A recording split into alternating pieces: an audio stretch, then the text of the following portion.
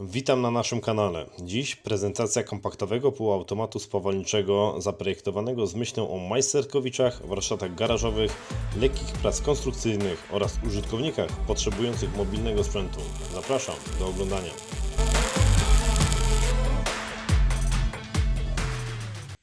Nowy MiG 180 FL, który niedawno doczekał się liftingu wizualnego, to sprawdzona konstrukcja oparta na technologii IGBT. Zapewnia stabilną pracę i niską wagę.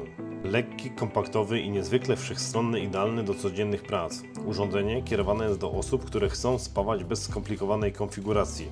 Prosta w obsłudze, a jednocześnie wystarczająco mocna, by poradzić sobie z większością zadań warsztatowych. W tej spawarce skupiliśmy się, aby ona była bardzo prosta, czyli że dla tych, którzy chcą rozpocząć spawanie nie tylko bezgazowe, ale również w osłonie gazu. Za chwilę do tego przejdziemy. Spawarka, panel, bardzo czytelny, prosty wskaźnik prądu w MIG-u. Jesteśmy teraz w metodzie MIG, możemy przełączyć na MMA. Jeżeli jesteśmy w MIG-u, to lewym pokrętłem regulujemy wartość prądu, a prawą wartość napięcia łuku.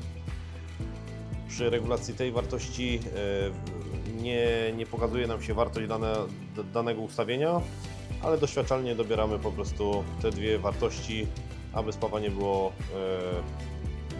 korzystne, dobre i tak jak należy. W metodzie MIG mamy tylko regulację prądu spawania.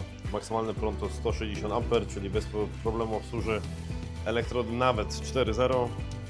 Spawarka jest przeznaczona do obsługi szpul drutu w rozmiarze D100, czyli są to te małe szpulki, prosty podajnik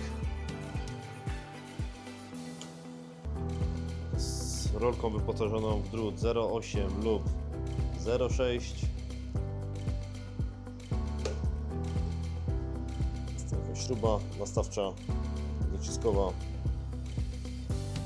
Spawarka posiada wtyk do zmiany polaryzacji, dzięki czemu możemy spawać zarówno drutami samoosłonowymi oraz drutami litymi w osłonie gazów.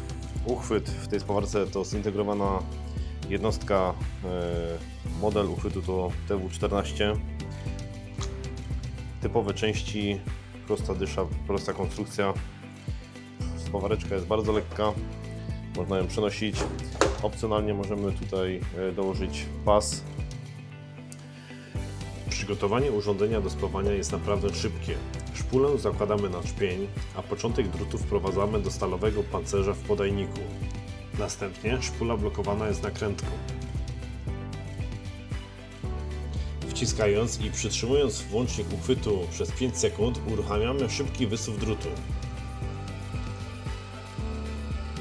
Następnie uzbrajamy palnik w części eksploatacyjne.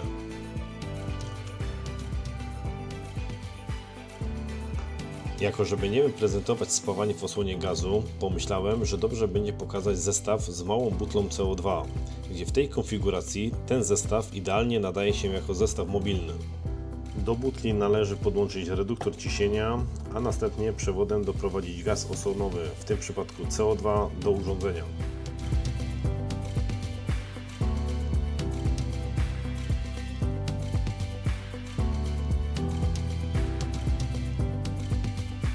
Przejdźmy zatem do spawania. Przygotowane zostały dwie blachy stalowe o grubości 4 mm. Po dobraniu odpowiednich parametrów wykonano spawy szczepne.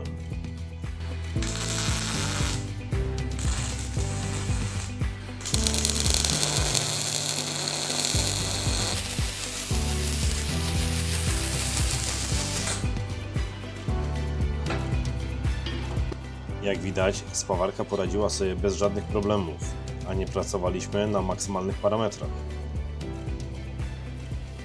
Chcąc spawać drutami samoosłonowymi, konieczna jest zmiana polaryzacji. Przewód masowy wpinamy do gniazda plusowego, czyli odwrotnie niż przy drucie litym.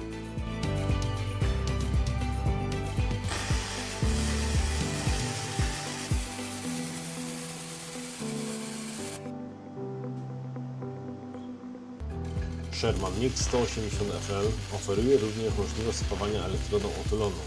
To praktyczna funkcja, która sprawdza się w sytuacjach awaryjnych, tam gdzie spawanie drutem nie jest wygodne.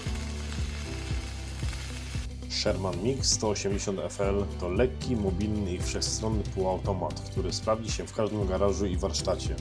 Prosty w obsłudze, a jednocześnie wystarczająco mocny, by sprostać codziennym zadaniom. Jeśli szuka sprzętu, który po prostu robi robotę, to bardzo dobry wybór. Dziękuję za oglądanie i zachęcam do śledzenia naszego kanału.